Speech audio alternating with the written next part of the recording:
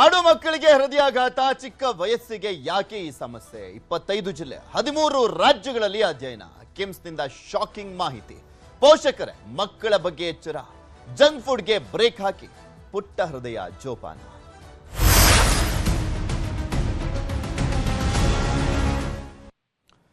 ಮಕ್ಕಳು ಚೆನ್ನಾಗಿ ಓದ್ಲಿ, ಅವ್ರ ಭವಿಷ್ಯ ಚೆನ್ನಾಗಿರ್ಲಿ ಅಂತ ಮಕ್ಕಳನ್ನ ಸರಿಯಾಗಿ ದುಡ್ಡು ಕೊಟ್ಬಿಟ್ಟು ಖಾಸಗಿ ಶಾಲೆಯಲ್ಲಿ ಓದಿಸ್ತೀವಿ.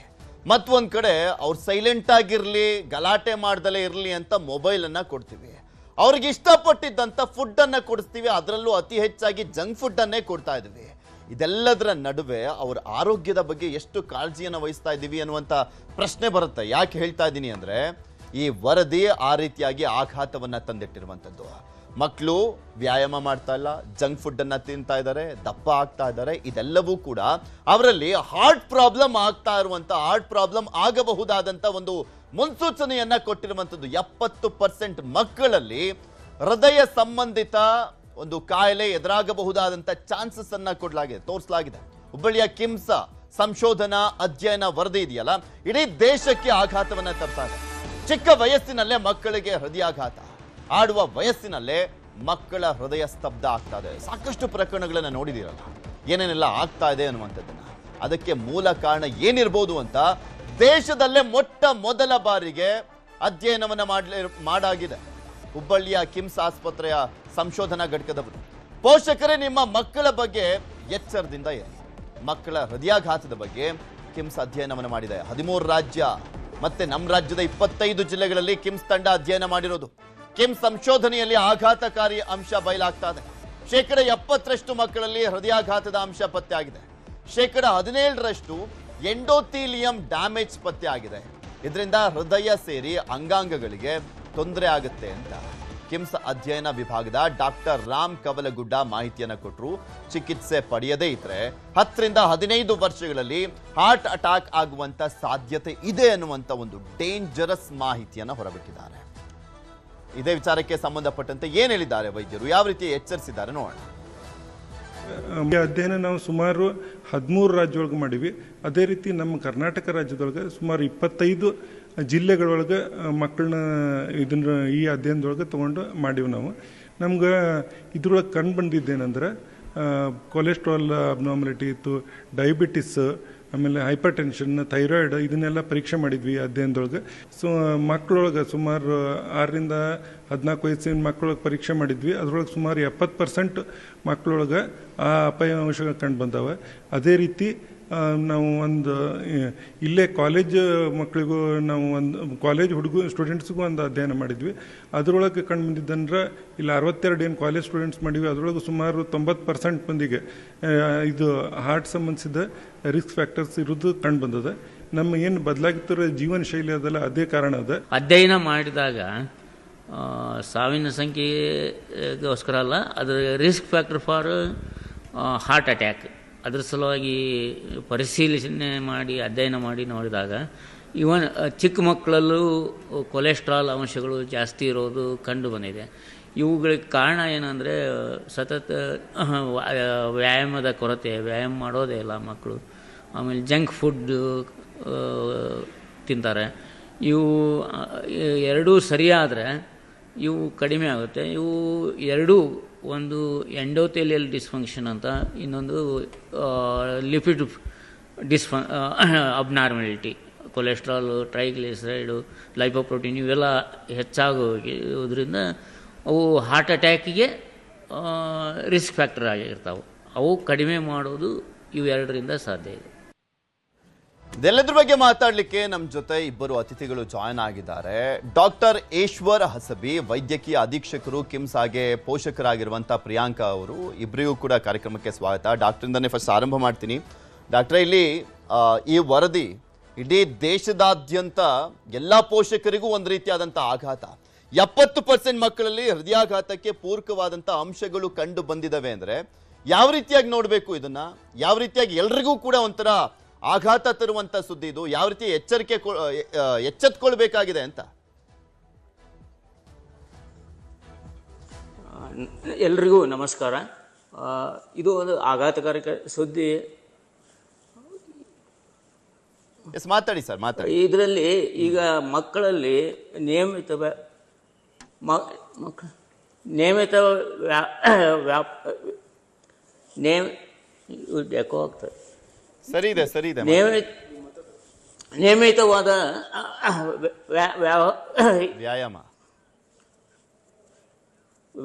ವ್ಯಾಯಾಮ ಇಲ್ಲದೇ ಇರುವುದು, ಅದು ಉತ್ತಮ ಆಹಾರ ಪದ್ಧತಿ. ಮೊದಲೆಲ್ಲ ಮಕ್ಕಳು ಏನು ಆಗ್ತಾ ಇತ್ತು, ಯಾಕೋ ಆಗ್ತಾ ಇದೆ, ತೆಗೆದುಬಿಡು. ನಿಮಗೆ ಎಕೋ ಆಗ್ತಿದ್ಯಾ? PCR ಅದು ಎಕೋ ಆಗ್ತಾ ಇದ್ರೆ ಆಫ್ ಮಾಡಿ. ಹಾ, ಎಕೋ ಆಗ್ತಾ ಇದೆ. ನನ್ನ ವಾಯ್ಸ್ ಕೇಳಿಸ್ತಾ ಇದೆಯಾ? ಹಾ, ಕೇಳ್ತಾ ಇದೆ. ಓಕೆ, ಮಾತಾಡಿ ಸರ್. ಹಾ, ಈಗ ಸರಿಯಾಗಿದೆ. ಓಕೆ, ಮಾತಾಡಿ. ಮಕ್ಕಳಲ್ಲಿ ನಿಯಮಿತ ವ್ಯಾಯಾಮ ಇಲ್ಲದೇ ಇರುವುದು ಹಾಗೂ ಉತ್ತಮ ಆಹಾರ ಪದ್ಧತಿ ಇವೆರಡೂ ಪ್ರಮುಖ ಕಾರಣಗಳು. ಮೊದಲು ಏನಾಗ್ತಿತ್ತು, ಮಕ್ಕಳು ಸ್ಕೂಲ್ಗೆ ನಡ್ಕೊಂಡೇ ಹೋಗ್ತಾ ಇದ್ರು. ಈಗ ಅವ್ರಿಗೆ ನಡೆಯೋದು ಕಡಿಮೆ ಆಗಿದೆ. ಆಮೇಲೆ ಮೊಬೈಲ್ ಗೀಳಿನಿಂದಾಗಿ ಅವರಿಗೆ ಆಟ ಆಡೋಕ್ಕೂ ಹೊರಗಡೆ ಹೋಗ್ತಾ ಇಲ್ಲ. ಮೊದಲೆಲ್ಲ ಬೀದಿ ಬೀದಿಯಲ್ಲಿ ಮಕ್ಕಳು ಆಟ ಆಡೋದನ್ನು ಕಾಣಿಸ್ತಾ ಇದ್ದು, ಈಗ ಕಾಣಿಸ್ತಾನೇ ಇಲ್ಲ ಅದು ಮಕ್ಕಳು ಆಟ ಆಡೋದು. ಇದು ಕಳವಳಕಾರಿ ಸಂಗತಿ. ಇದರಲ್ಲಿ ಇನ್ನೊಂದು ಏನಂದರೆ, ನಾವು ಈಗ ಮಾಡಿದ್ದೀವಿ, KMCಯಿಂದ ಈ ಸಂಶೋಧನೆ ಸ್ಟಾರ್ಟ್ ಆಗಿದೆ. ಇದು 347 ಮಕ್ಕಳಲ್ಲಿ, ಅಂದರೆ 13 ಸೆಂಟರ್ಗಳಲ್ಲಿ ಸುಮಾರು 347 ಮಕ್ಕಳಲ್ಲಿ ಪರೀಕ್ಷೆ ಎಲ್ಲ ಮಾಡಾಗಿದೆ. ಇದು ಬಹಳ ಕಡಿಮೆ ಸ್ಯಾಂಪಲ್ ಸೈಜು. ನಾವು ಇದನ್ನು ಲಕ್ಷಗಟ್ಟಲೆ ಮಕ್ಕಳಲ್ಲಿ ನೋಡಬೇಕಾಗುತ್ತೆ. ಇದನ್ನು ಇನ್ನೊಮ್ಮೆ ಪರಿಶೀಲನೆ ಅಂದಮೇಲೆ ಪೂರ್ತಿ ಅದರ ಖಚಿತವಾದ ಮಾಹಿತಿಯನ್ನು ಕೊಡೋಕೆ ಸಾಧ್ಯ ಆಗುತ್ತೆ. ಅಲ್ಲ, ಈ 70% ಆಗುವಂತ ಚಾನ್ಸಸ್ ಇದೆ ಅಂತ ಇದೆಯಲ್ಲ ಸರ್, ಯಾವ ರೀತಿಯ ಮಕ್ಕಳನ್ನ ಕನ್ಸಿಡರ್ ಮಾಡಿ ಅವರನ್ನ ಪರೀಕ್ಷೆ ಮಾಡಲಾಗಿದೆ? ಇದೆ ಇದರಲ್ಲಿ ಯಾವ ಮಕ್ಕಳು ಅಂತಿಲ್ಲ, ರ್ಯಾಂಡಮ್ ಆಗಿ ಮಕ್ಕಳನ್ನು ತಗೊಂಡಿದೆ. ಅದರಲ್ಲಿ ಎಲ್ಲ ಅಂದರೆ ರ್ಯಾಂಡಮ್ ಸ್ಯಾಂಪಲ್ ಸೈಜ್ ಅಂತ ಹೇಳ್ತೀವಿ ನಾವು, ಆ ಥರ ತೊಗೊಂಡಿದೆ. ಇದರಲ್ಲಿ ಇದೇ ಥರದ ಮಕ್ಕಳು ಅಂತೇನಿಲ್ಲ. ಇವು ಅದಕ್ಕೆ ಹೇಳ್ತಿರೋದು ಕಡಿಮೆ ಸ್ಯಾಂಪಲ್ ಸೈಜು 347. ಇದು ನಮ್ಮ ಇಂಡಿಯಾದ ಜನಸಂಖ್ಯೆ ಸುಮಾರು 150 ಕೋಟಿ ಇದೆ. ಅದರಲ್ಲಿ 1% ಅಂದರೆ ಸುಮಾರು 1 ಕೋಟಿ ಮೇಲೆ ತಗೊಂಡ್ರೆ ಅವಾಗ ಖಚಿತವಾಗಿ ಹೇಳಲು ಸಾಧ್ಯ. ಬಟ್ ಇದು ನೋನ್ ಫ್ಯಾಕ್ಟ್ ಏನು ಅಂದರೆ, ವ್ಯಾಯಾಮ ಇಲ್ದಿದ್ರೆ, ಉತ್ತಮ ಆಹಾರ ಪದ್ಧತಿ ಇಲ್ದಿದ್ರೆ ಇವು ಕೊಲೆಸ್ಟ್ರಾಲು, ಎಂಡೋಥೆಲಿಯಲ್ ಡಿಸ್ಫಂಕ್ಷನ್ ಆಗಿ ಹೃದಯ ಸಂಬಂಧಿತ ಕಾಯಿಲೆಗಳು ಜಾಸ್ತಿ ಆಗ್ತಾವು. ಬರೀ ಹೃದಯ ಸಂಬಂಧಿತ ಕಾಯಿಲೆಗಳಷ್ಟೇ ಅಲ್ಲ, ಮಿದುಳಿಗೆ ಸ್ಟ್ರೋಕು, ಮಿದುಳಲ್ಲಿ ರಕ್ತ ಸ್ರಾವ ಆಗೋದು ಇವೆಲ್ಲ ಜಾಸ್ತಿ ಆಗುತ್ತೆ. ಮೊದಲೆಲ್ಲ ಇವನ್ನು ವಯಸ್ಸಾದವ್ರಲ್ಲಿ ನೋಡ್ತಾ ಇದ್ವಿ. ಈಗ ಅದು ಸಣ್ಣ ಹೀಗೆ ಸ್ಟಾರ್ಟ್ ಆದರೆ, ವ್ಯಾಯಾಮ ಇಲ್ಲದೆ ಇರೋಕು, ನಿಯಮಿತವಾದ ಆಹಾರ ಇಲ್ಲದಿರುವುದು, ಇವು ನೋಡ್ತಾ ಇದ್ರೆ ಸಣ್ಣ ವಯಸ್ಸಿನಲ್ಲಿ ಇವೆಲ್ಲ ಕಾಯಿಲೆಗಳು ಪ್ರಾರಂಭವಾಗೋ ಸಂಭವತೆ ಜಾಸ್ತಿ ಇರುತ್ತೆ. ಸರ್, ಮಾತನಾಡ್ತಾ ಹೋಗ್ತೀನಿ. ನಮ್ಮ ಜೊತೆ ಪೋಷಕರಾಗಿರುವಂಥ ಪ್ರಿಯಾಂಕಾ ಅವರು ಕೂಡ ಇದ್ದಾರೆ. ಪ್ರಿಯಾಂಕಾ ಅವರೇ, ನಾವು ಮಕ್ಕಳಿಗೆ ಒಳ್ಳೆ ಭವಿಷ್ಯ ಕಟ್ಕೊಡ್ಬೇಕು ಅನ್ನುವಂಥ ನಿಟ್ಟಿನಲ್ಲಿ ಒಳ್ಳೆ ಶಾಲೆಗೆ ಸೇರಿಸ್ತೀವಿ, ಮಕ್ಕಳು ಹಠ ಮಾಡ್ತವೆ ಅನ್ನೋ ಕಾರಣಕ್ಕೋಸ್ಕರ ಮೊಬೈಲನ್ನು ಕೊಡ್ತೀವಿ, ಮತ್ತೊಂದು ಕಡೆ ಅವ್ರಿಗೆ ಇಷ್ಟ ಆಗುವಂಥ ತಿಂಡಿ ಕೊಡಿಸ್ಬೇಕು ಅನ್ನೋ ಕಾರಣಕ್ಕೋಸ್ಕರ ಹೊರಗಡೆ ಕರ್ಕೊಂಡು ಹೋಗ್ತೀವಿ. ವಾರದಲ್ಲಿ 3-4 ದಿನನಾದ್ರೂ ಜಂಕ್ ಫುಡ್ ಅನ್ನ ಕೊಡುವಂಥದ್ದನ್ನ ನೋಡ್ತಾನೆ ಇದ್ದೀವಿ. ಅದೊಂಥರ ಅಭ್ಯಾಸ ಆಗಿಬಿಟ್ಟಿದೆ. ಮಕ್ಕಳು ಕೂಡ ಅದಕ್ಕೆ ಈಗ ಡಿಪೆಂಡ್ ಆಗಿರುವಂಥದ್ದನ್ನ ಕೂಡ ನೋಡ್ತಾ ಇದೀವಿ. ಬಟ್ ಆರೋಗ್ಯದ ವಿಚಾರಕ್ಕೆ ಬಂದಂಥ ಸಂದರ್ಭದಲ್ಲಿ ನಾವು ಎಷ್ಟು ಮಟ್ಟಿಗೆ ಆರೋಗ್ಯದ ಬಗ್ಗೆ ಕಾಳಜಿ ಮಾಡ್ತಾ ಇದೀವಿ ಅನ್ನುವಂಥದ್ದು ಕೂಡ ಇಂಪಾರ್ಟೆಂಟ್ ಆಗುತ್ತೆ. ಈಗ ಬಂದಿರುವಂಥ ಅಧ್ಯಯನದ ವರದಿ ಪ್ರಕಾರ ಗಮನಿಸ್ತಾ ಇದ್ರೆ ನಿಜಕ್ಕೂ ಕೂಡ ಇದು ಆಘಾತ. ಮಕ್ಕಳಿಗೆ ಹಾಗಾದ್ರೆ ಯಾವ ರೀತಿಯಾಗಿ ನೋಡ್ಕೊಳ್ಬೇಕು ಅನ್ನುವಂಥದ್ರ ಬಗ್ಗೆ ಕಡೆ ಒಂದು ರೂಟ್ ಮ್ಯಾಪ್ ಅನ್ನ ಮಾಡ್ಕೊಳ್ಬೇಕಾಗತ್ತೆ.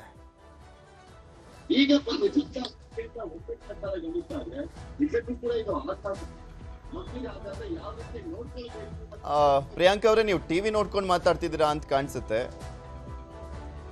ಸರ್, ಇವಾಗ ನೋಡಿ, ಡಾಕ್ಟರ್ಸ್ ಏನ್ ಹೇಳ್ತಾರೆ ಅಂದ್ರೆ ಒಬಿಸಿಟಿ, ಜಂಕ್ ಫುಡ್, ಆಮೇಲೆ ಕೊಲೆಸ್ಟ್ರಾಲ್ ಲೆವೆಲ್ ಇಂದ ಜಾಸ್ತಿ ಆಗ್ತಾ ಇದೆ ಹಾರ್ಟ್ ಅಟ್ಯಾಕ್ ಅಂತ ಹೇಳ್ತಾ ಇದ್ದಾರೆ.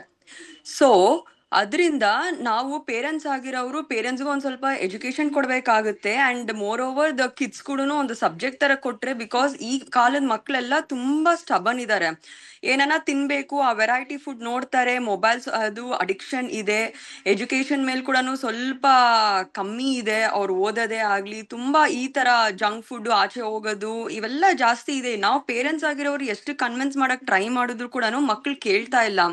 ಸೊ ಸ್ಕೂಲಲ್ಲಿ ಅಟ್ಲೀಸ್ಟ್ ಒಂದು ಸಬ್ಜೆಕ್ಟ್ ತರ ತಗೊಂಡು, ಒಂದು ನ್ಯೂಟ್ರಿಷನ್ ಸಬ್ಜೆಕ್ಟ್ ಅಂತ ತಗೊಂಡು ಮಕ್ಕಳಿಗೆ ಒಂದ್ ಸ್ವಲ್ಪ ತಿಳುವಳಿಕೆ ಅಂತ ಹೇಳ್ಕೊಟ್ರೆ, ಅಟ್ಲೀಸ್ಟ್ ಅವ್ರು ಹೇಳೋದ್ರಿಂದ ಅವ್ರಿಗೂ ಒಂದ್ ಸ್ವಲ್ಪ ಐಡಿಯಾನ ಬರುತ್ತೆ about how to keep their health fit and nice ಅಂತ. ಬಿಕಾಸ್ ನಾವು ಪೇರೆಂಟ್ಸ್ ಎಷ್ಟೇ ಹೇಳಿದ್ರು ಕೂಡ ಮಕ್ಕಳು ಕೇಳೋದಿಲ್ಲ ಸರ್. ನಾವು ತುಂಬಾ ನ್ಯೂಟ್ರಿಷನ್ ಫುಡ್ ಕೊಡಕ್ ಟ್ರೈ ಮಾಡ್ತೀವಿ, ವೆಜಿಟೇಬಲ್ಸ್ ಇಂದ ಹಿಡಿದು ಫ್ರೂಟ್ಸ್ ಇಂದ ಹಿಡಿದು, ಬಟ್ ಅವ್ರಿಗೆ ಈ ತರ French fries, burgers, pizzas, cheese ಅದೇ ಬೇಕು ಅಂತ ಫೋರ್ಸ್ ಮಾಡ್ತಾರೆ. ಸೊ ನಾವು ಒಂದೊಂದ್ಸರಿ ಹೆಲ್ಪ್ಲೆಸ್ ಆಗೋಗ್ತೀವಿ ಸರ್. ಬಟ್ ಇದರಿಂದ ಇಷ್ಟೊಂದು ಪ್ರಾಬ್ಲಮ್ ಆಗ್ತಾ ಇದೆ ಅಂತ ನಮಗೂ ಗೊತ್ತಾಗ್ತಾ ಇರೋದ್ರಿಂದ ನಾವು ತುಂಬಾ ಪ್ರಿಕಾಷನ್ಸ್ ತಗೋಬೇಕಾಗುತ್ತೆ ಸರ್ ಮಕ್ಕಳ ಹೆಲ್ತ್ ಮೇಲೆ.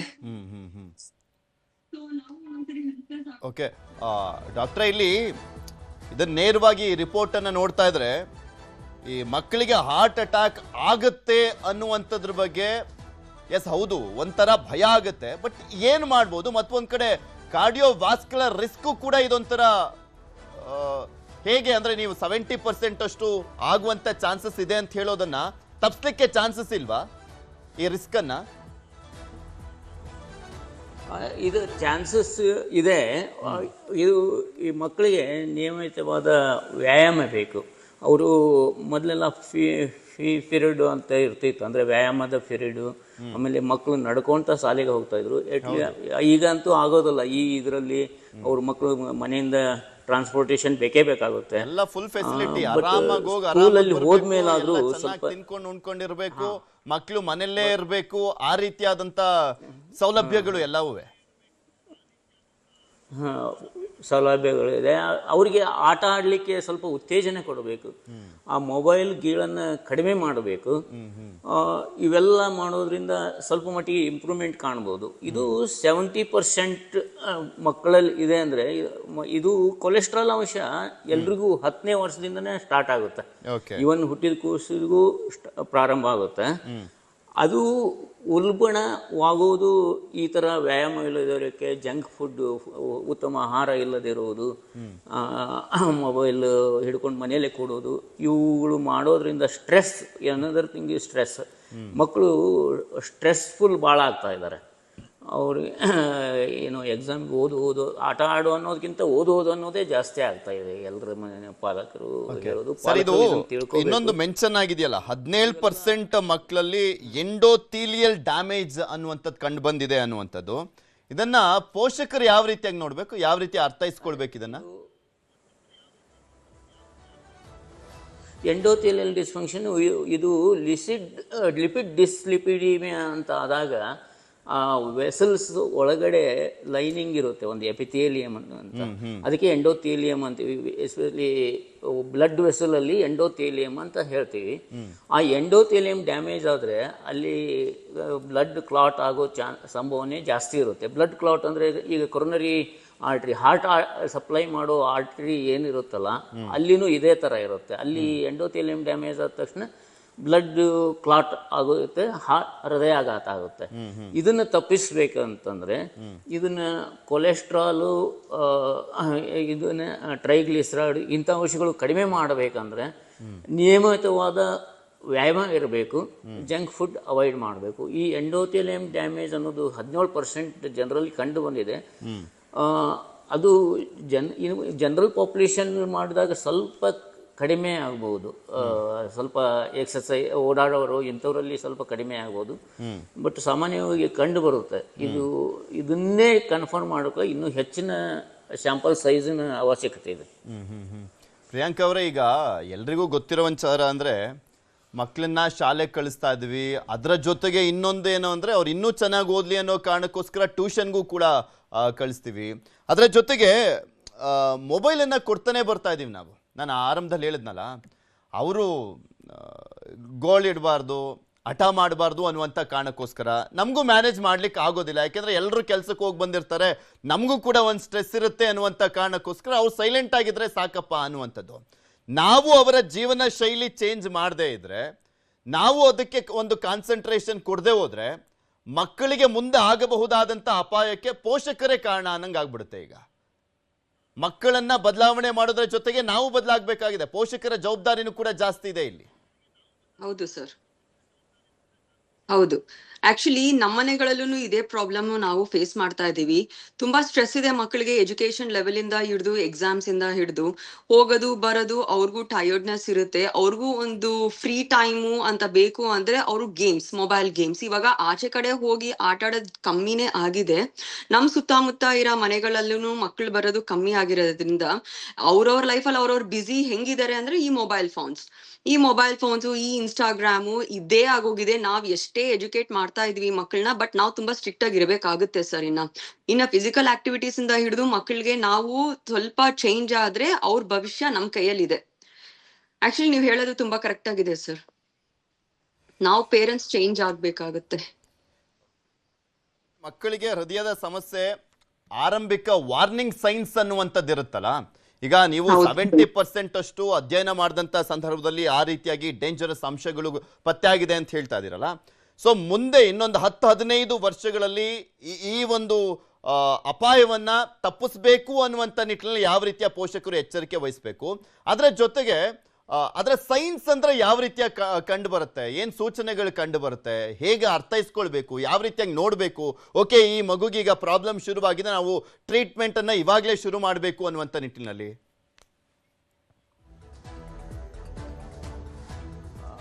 ಇದು ಇನ್ನೊಂದು 10 ವರ್ಷದಲ್ಲಿ ಈ ಸಂಭವನೀಯತೆ ಇನ್ನೂ ಜಾಸ್ತಿ ಆಗೋದು. ತಾವು ಹೇಳಿದ್ದು ಕರೆಕ್ಟ್ ಇದೆ. ಯಾಕಂದರೆ ಇದು ಕಾಂಪಿಟೇಟಿವ್ ವರ್ಲ್ಡ್ ಅಂತ ಆಗಿಬಿಟ್ಟಿದೆ. ಈಗ ಮಕ್ಕಳನ್ನ ನೀವು ಇದಕ್ಕೆ ಇಷ್ಟೇ ಓದಬೇಕು ಅಂತ ಪೋಷಕರು ಒತ್ತಾಯ ಮಾಡೋದನ್ನು ಕಡಿಮೆ ಮಾಡಬೇಕು. ಒಂದು ಅವರು ಇಂಟ್ರೆಸ್ಟ್ ಇರೋ ವಿಷಯದ ಕಡೆ ಅವ್ರಿಗೆ ಇದು ಕಳಿಸಿದರೆ, ಅದರಲ್ಲಿ ಮುಂದುವರಿಸಿದರೆ ಅವ್ರದ್ದು ಇದು ಕಡಿಮೆ ಆಗ್ಬೋದು. ಇದು ಮೊಬೈಲ್ ಗೀಳು ಆಗಲಿ ಮತ್ತು ಬೇರೆ ಯಾವುದೇ ಇದಾಗಲಿ ಜಂಕ್ ಫುಡ್ ಅವಾಯ್ಡ್ ಮಾಡಬೇಕು. ಈಗ ಇನ್ನು ಸಿಂಪ್ಟಮ್ಸ್ ಅಂದರೆ ಈಗ ಮೊದಲಿಗೆ ಇದು ಸಿಂಪ್ಟಮ್ಸ್ ಇರೋದಿಲ್ಲ. ಸ್ವಲ್ಪ ದಿನ ಆದಮೇಲೆ ಅವರು ಒಂದು ಒಬೆಸಿಟಿ ಡೆವಲಪ್ ಆಗುತ್ತೆ, ಅಂದರೆ ದಪ್ಪ ಆಗ್ತಾರೆ. ಎಲ್ಲರೂ ದಪ್ಪ ಅಂತೇನಿರೋದಿಲ್ಲ, ಕೆಲವೊಬ್ಬರು ದಪ್ಪ ಆಗ್ತಾರೆ. ಓವರ್ ವೇಟ್ ಒಂದು,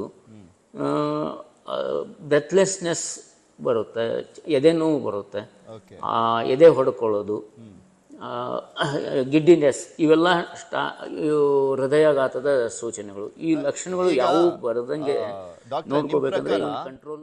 ಯಾವ ಮಕ್ಕಳಿಗೆ ಈ ಕೊಲೆಸ್ಟ್ರಾಲ್ ಆಗಲಿ, ಬ್ಲಡ್ ಪ್ರೆಷರ್ ಆಗಲಿ, ಬ್ಲಡ್ ಶುಗರ್ ಆಗಲಿ, ಇದರ ಟೆಸ್ಟ್ ಅನ್ನ ಮಾಡಿಸುವಂತ ಅವಶ್ಯಕತೆ ಇದೆ ಅಂತ ಅನ್ಸುತ್ತೆ?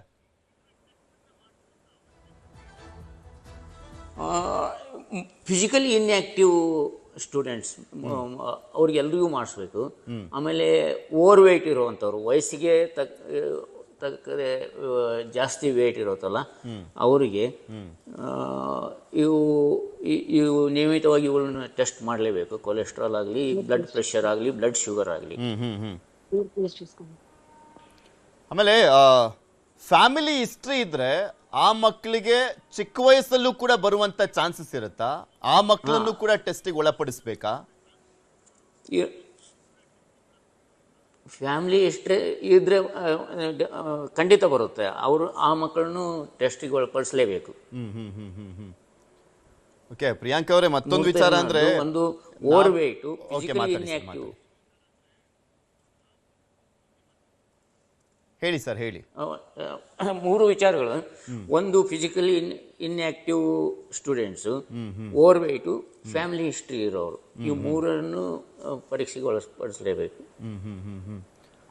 ಪ್ರಿಯಾಂಕಾ ಅವರೇ, ನಾನು ಆಗ್ಲೇ ಹೇಳ್ತಾ ಇದ್ದೆ, ಒಂದು ಮಕ್ಕಳನ್ನ ಬದಲಾವಣೆ ಮಾಡೋ ಜವಾಬ್ದಾರಿನೂ ನಮ್ದೇ, ನಾವು ಬದಲಾವಣೆ ಆಗುವಂತ ಜವಾಬ್ದಾರಿನೂ ಕೂಡ ನಮ್ದೇ ಇರುತ್ತೆ. ಅದರ ಜೊತೆಗೆ ಶಾಲೆಗಳಲ್ಲೂ ಕೂಡ ತುಂಬ ಎಚ್ಚರಿಕೆಯನ್ನು ಕೊಡಬೇಕು, ಸೂಚನೆಗಳನ್ನು ಕೊಡಬೇಕು, ಅವೇರ್ನೆಸ್ ಅನ್ನು ಮೂಡಿಸ್ಬೇಕಾಗತ್ತೆ. ಯಾಕೆಂದರೆ ತುಂಬ ಜನ ಮಕ್ಕಳು, ಹತ್ತತ್ರ ಒಂದು 60% ಮಕ್ಕಳು ತಂದೆ ತಾಯಿ ಮಾತನ್ನು ಕೇಳೋದಕ್ಕಿಂತ ಅವ್ರ ಟೀಚರ್ ಏನು ಹೇಳ್ತಾರೆ ಅನ್ನುವಂಥದ್ದನ್ನು ಮಾತ್ರ ತುಂಬ ಸ್ಟ್ರಿಕ್ಟಾಗಿ ಫಾಲೋ ಮಾಡ್ತಾರೆ. ಸೊ ಹೀಗಾಗಿ ಶಾಲೆಗಳು ಕೂಡ ಅರಿವನ್ನ ಮೂಡಿಸುವಂತ ತುಂಬಾ ಇಂಪಾರ್ಟೆಂಟ್ ಆಗುತ್ತೆ ಇದ್ರ ಬಗ್ಗೆ. ಹೌದು ಸರ್, ನಾನ್ ನಿಜ ಒಪ್ಕೊಂತೀನಿ. ಇದಕ್ಕೆ ಅಂತ ಒಂದು ಸಬ್ಜೆಕ್ಟ್ ಅನ್ನೋದು ಇಡೋದ್ ಬೇಡ. ಅಟ್ಲೀಸ್ಟ್ ಒಂದು 5-10 minutes early in the morning ಒಂದು ನಾವು ಹಂಗ್ ಗ್ರಾಟಿಟ್ಯೂಡ್ ಅನ್ನೋದು ಒಂದು ಪ್ರೇಯರ್ಸ್ ಮಾಡ್ತೀವೋ ಅದೇ ತರ ಇದಂತ ಒಂದು ಅವೇರ್ನೆಸ್ ಪ್ರೋಗ್ರಾಮ್ ತರ ಒಂದು 10 ಮಿನಿಟ್ಸ್ ಒಂದು PT ಫೀಲ್ಡ್ ಅಲ್ಲೇ ಆಗ್ಲಿ, ಒಂದು ಎಜುಕೇಶನ್ ಲೆವೆಲ್ ಅಲ್ಲೇ ಆಗ್ಲಿ, ಒಂದು ಸಬ್ಜೆಕ್ಟ್ ಮುಖಾಂತರನೇ ಆಗ್ಲಿ, ಸೈನ್ಸ್ ಸಬ್ಜೆಕ್ಟ್ ಅಲ್ಲೇ ಆಗ್ಲಿ, ಒಂದು ಟೀಚರ್ಸ್ ಆಗಿರೋದು ಒಂಚೂರು ಅವೇರ್ನೆಸ್ ಕೊಡ್ಬೇಕಾಗುತ್ತೆ. ಈಗ ನೋಡಿ, ಈ ಮಕ್ಳು ಲೇಸ್ ಪ್ಯಾಕೆಟ್ ಇಂದ ಹಿಡಿದು ಮ್ಯಾಡ್ ಆಂಗಲ್ಸ್ ಈ ತರ ಜಂಕ್ ಫುಡ್ ಗೆ ತುಂಬಾ ಅಡಿಕ್ಟ್ ಆಗ್ತಾರೆ. ಸ್ನಾಕ್ ಬಾಕ್ಸಸ್ ಅಲ್ಲೂ ಅವರು ಫ್ರೂಟ್ಸ್ ಸ್ಯಾಂಡ್ವಿಚಸ್ ಇಡಕ್ ಬಿಡೋದೇ ಇಲ್ಲ ನಮ್ಮನ್ನ. ಅದೇ ಜಂಕ್ ಬೇಕು ಅಂತಾರೆ. ಡ್ರೈ ಫ್ರೂಟ್ಸ್ ತಿನ್ನೋದೇ ಆಗ್ಲಿ, ಹ್ಯಾಬಿಟ್ಸೇ ಇಲ್ಲ ಸರ್. ಇವಾಗ ಸ್ಪೋರ್ಟ್ಸ್ ಅಲ್ಲಿರೋ ಮಕ್ಳಿಗೂನು ಈ ತರ ನಾರ್ಮಲ್ ಮಕ್ಳು ತುಂಬಾ ಡಿಫ್ರೆನ್ಸ್ ಇದೆ. ಅಂಡ್ ಮೋರ್ ಓವರ್ ಅವ್ರಿಗೆ ಟೈಮ್ ಇಲ್ಲ.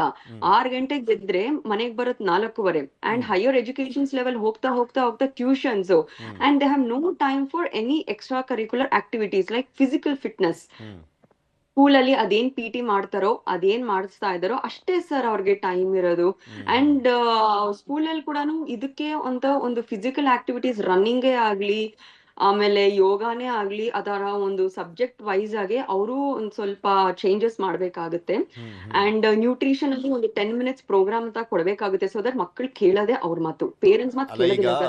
ಸ್ಕೂಲ್ಗಳಲ್ಲಿ ಮ್ಯೂಸಿಕ್ ಕ್ಲಾಸ್ ಅಂತ ಸಪರೇಟ್ ಇರುತ್ತೆ, ಕರಾಟೆ ಕ್ಲಾಸ್ ಅಂತ ಸಪರೇಟ್ ಇರುತ್ತೆ, ಮಾಸ್ PT ಎಲ್ಲ ಸಪರೇಟ್ ಇರುತ್ತೆ. ಅದೇ ರೀತಿಯಾಗಿ ಹೆಲ್ತ್ ಬಗ್ಗೆನೂ ಕೂಡ ಒಂದು ಸಪರೇಟ್ ಆಗಿ ಒಂದು ಪೀರಿಯಡ್ ಇಟ್ಬಿಟ್ರೆ ಆಗುತ್ತೆ ಅಂತ. ಅಟ್ಲೀಸ್ಟ್ ವಾರಕ್ಕೆ ಆಗದೆ ಹೋದ್ರು 15 ದಿನಕ್ಕೊಮ್ಮೆನಾದ್ರೂ ಒಂದ್ಸರಿ ಆದ್ರೂ ನಡೆಯುತ್ತೆ ಸರ್. 15 ಡೇಸ್ ಒಂದ್ಸಲಿನಾದ್ರೂ ಏನ್ ಮಾಡ್ಬೇಕು, ಯಾವ ರೀತಿಯಾಗಿರ್ಬೇಕು, ಏನ್ ತಿಂದ್ರೆ ಒಳ್ಳೇದು. ನಾವು ನೋಡ್ತಾ ಇರ್ತೀವಿ ಕೆಲವೊಂದ್ ಕಡೆ ಈಗ UKGಗಳಲ್ಲೂ ಕೂಡ ಹೇಳ್ತಾ ಇರ್ತಾರೆ ಜಂಕ್ ಫುಡ್ಸು ಇದನ್ನ ತಿನ್ಬಾರ್ದು, ಮತ್ತೊಂದ್ ಕಡೆ ಇದು ಹೆಲ್ದಿ ಫುಡ್ಸು ಇದನ್ನ ತಿನ್ಬೇಕು ಅಷ್ಟೇ ಹೇಳ್ತಾರೆ ಬಿಟ್ರೆ ಅದನ್ನ ತುಂಬಾ ಎಲಾಬ್ರೇಟ್ ಮಾಡಲ್ಲ. ಏನೇನ್ ಪ್ರಾಬ್ಲಮ್ ಆಗುತ್ತೆ ಅನ್ನುವಂಥದ್ರ ಬಗ್ಗೆ ಎಲಾಬ್ರೇಟ್ ಮಾಡಿ ಡೀಪ್ ಆಗಿ ಅವರಿಗೆ ಮಾಹಿತಿಯನ್ನ ಕೊಡೋದಿಲ್ಲ. ಆ ಕೆಲಸ ಆಗ್ಬೇಕಾಗಿದೆ ಶಾಲೆಗಳಲ್ಲಿ ಅಂತ. ಲಕ್ಷ ಖರ್ಚು ಮಾಡ್ತೀವಿ ಹಂಗನ್ಬಿಟ್ಟು ಶಾಲೆಗಳು ಬರೀ ಎಜುಕೇಶನ್ ಬಗ್ಗೆನೇ ಕಾನ್ಸಂಟ್ರೇಟ್ ಮಾಡೋದಲ್ಲ. ಹೌದು ಸರ್. ಅಂಡ್ ಮೋರ್ ಓವರ್ ಇದು PT ಅನ್ನೋದು ಒಂದು ಸಬ್ಜೆಕ್ಟ್ ಇದೆ ನೋಡಿ. ಅದ್ರಲ್ಲಿ ಫೀಲ್ಡ್ ಅಲ್ಲಿ ಹೋಗಿ ಫೀಲ್ಡ್ ಅಲ್ಲಿ ಅವರು ರನ್ನಿಂಗೇ ಮಾಡ್ತಾರ, ವಾಕಿಂಗ್ ಮಾಡ್ತಾರ, ವಿ ಡೋಂಟ್ ನೋ ಅಲ್ವಾ. ಅಟ್ಲೀಸ್ಟ್ ವಾರಕ್ಕೆ ಒಂದೆರಡು ಈ ತರ ಒಂದು ಸೆಷನ್ಸ್ ಇಟ್ರೆ ಅದ್ರಲ್ಲೇ ಈ ತರ ಒಂದು ಪ್ರೋಗ್ರಾಮ್ ಅಂತ ಒಂದು 10 ಮಿನಿಟ್ಸ್ 15 ಮಿನಿಟ್ಸ್ ಮಾಡಿ ಅದ್ರ ಜೊತೆನೆ ಫಿಸಿಕಲ್ ಆಕ್ಟಿವಿಟಿ ಅಂತ ಒಂದಿದ್ರೆ ಎಲ್ಲಾ ಸ್ಟೂಡೆಂಟ್ಸ್ ಮಸ್ಟ್ ಅಂಡ್ ಶುಡ್ ಆಗಿ ಮಾಡ್ಬೇಕಾಗುತ್ತೆ. ಸೊ ಅಲ್ಲಿ ಟೈಮ್ ಕನ್ಸಂಪ್ಷನ್ ನಮ್ಗೆ ಉಳ್ಕೊಳ್ಳುತ್ತೆ sir. So parents can't have other pressure. ನಾವು ನಮ್ಗೆ ಟಯರ್ಡ್ ಆಗಿರುತ್ತೆ ಸರ್, ವರ್ಕಿಂಗ್ ವುಮೆನ್ಸ್ ಎಲ್ಲ ಬಂದು ಇದಕ್ಕೂ ಒಂದು ಕ್ಲಾಸಸ್ ಸ್ಯಾಟರ್ಡೆ ಸಂಡೇ ಕೂಡ ನಮ್ಗೆ ಇದೇ ಒಂದು ಆಕ್ಟಿವಿಟಿ ತರ ನಾವೊಂದು ಪನಿಷ್ಮೆಂಟ್ ತಗೊಳ್ಳೋ ತರ ಆಗೋಗುತ್ತೆ ಸರ್ ಇವೆಲ್ಲ. ಓಕೆ ಡಾಕ್ಟ್ರೇ, ಕೊನೆದಾಗಿ ಹೇಳೋದಾದ್ರೆ ಸಹಜವಾಗಿ ಇದೊಂದು ರೀತಿಯಾಗಿ ಎಚ್ಚರಿಕೆಯ ಗಂಟೆ ಈ ಅಧ್ಯಯನದ ರಿಪೋರ್ಟು, ಅದರ ಜೊತೆಗೆ ಆಘಾತದ ರೀತಿಯಲ್ಲೂ ಕೂಡ ಕಾಣಿಸ್ತಾ ಇರುವಂಥದ್ದು. ಪೋಷಕರು ತಮ್ಮ ಮಕ್ಕಳನ್ನ ಜೋಪಾನ ಮಾಡುವಂತ ನಿಟ್ಟಿನಲ್ಲಿ, ರಿಸ್ಕ್ ಆಗದ ರೀತಿಯಲ್ಲಿ ಹೆಲ್ದಿ ಆಗಿಡುವಂತ ನಿಟ್ಟಿನಲ್ಲಿ ನಿಮ್ಮ ಸಜೆಷನ್ ಏನು?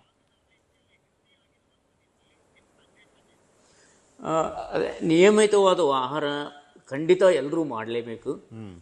ಸ್ಕೂಲ್ಗಳಲ್ಲಿ 1 ಅವರ್ ಮೇಡಮ್ ಹೇಳಿದ್ರಲ್ಲ ಅದೇ ಥರ PT ಮಾಡಿ ಎಲ್ರಿಗೂ ಅವ್ರಿಗೆ ಯಾವ ಇಂಟ್ರೆಸ್ಟ್ ಇರುತ್ತೋ ಅವ್ರ ಆಸಕ್ತಿ ಆಟಗಳನ್ನು ಖಂಡಿತ ಪ್ರೋತ್ಸಾಹಿಸಲೇಬೇಕು.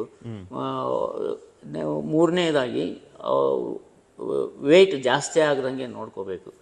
ಅವರು ಮೊಬೈಲ್ ಉಪಯೋಗವನ್ನು ಕಡಿಮೆ ಮಾಡಬೇಕು. ಆನ್ಲೈನ್ ಜಂಕ್ ಫುಡ್ ಇವನ್ನ ಬಿಡಲೇಬೇಕು. ಅವನ್ನ ಮೋಸ್ಟ್ಲಿ ಅದಕ್ಕೆ ಪಾಲಿಸಿ ಡಿಸಿಷನ್ನೇ ಬೇಕಾಗುತ್ತೆ. ಇವು ಮಾಡಿದರೆ ಅವ್ರಿಗೆ ಆರೋಗ್ಯ ಸುಧಾರಿಸುವುದು. ನಮ್ಮ ಕಡೆಯಿಂದ, ನಮ್ಮ ಸಂಸ್ಥೆ ಕಡೆಯಿಂದ ಅವರಿಗೆ ಇದರ ತಿಳುವಳಿಕೆ ಮೂಡಿಸುವ ಕೆಲಸವನ್ನು ಮಾಡಬೇಕಂತ ರಿಸರ್ಚ್ ನಡೀತಾನೆ ಇದೆಯಾ ಸರ್? ಅದು ಕಂಟಿನ್ಯೂ ಆಗಿದೆಯಾ? ಆಲ್ರೆಡಿ ಅದು ರಿಪೋರ್ಟ್ ಕೊಟ್ಟಿದ್ದಾರಲ್ಲ, ಅದು ಫೈನಲ್? ಇದು ಕಂಟಿನ್ಯೂ ಆಗಿದೆ.